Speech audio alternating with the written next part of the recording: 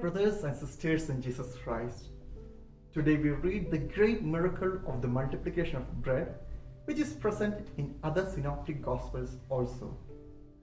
In the miracle narrative, we see the disciples coming and reminding Jesus about the crowd's state, especially that they are hungry. Let me ask you a question. Was not Jesus aware of their condition?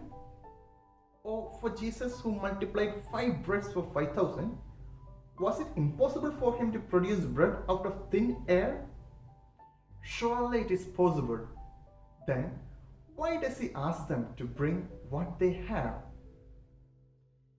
Giving all that we have is an act of surrender before God. In the Old Testament, we have a wonderful example for this.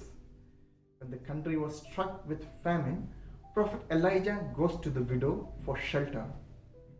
When he asked her to offer something to eat, the widow replied that she has dug just enough for her son and herself for one last meal.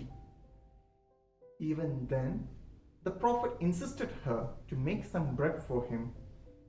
We can see that there was no resistance or hesitation from the part of the widow to prepare the food for the prophet, even from the only reserve she had. This is a perfect act of surrender before God, and this perfect act of surrender made her witness the miracle in her life. Her dove in the jar never ran short. In the gospel too, we can see the same act of surrender.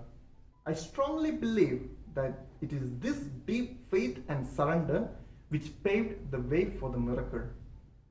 They surrendered to Jesus all that they had, even the last reserve to sustain their life. It is a sign that they offered themselves completely before God. Do we offer ourselves completely before God? Very often, we give primacy to God in our spiritual life, but with regard to other aspects, we try to manage ourselves.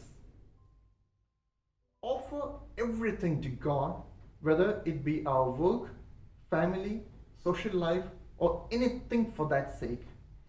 If we are not able to witness miracles in our life, we can be sure that it is because of a lack of trust and total surrender before God. So I exhort each one of you to surrender yourselves completely before God like an open book and witness what miracles are. Amen.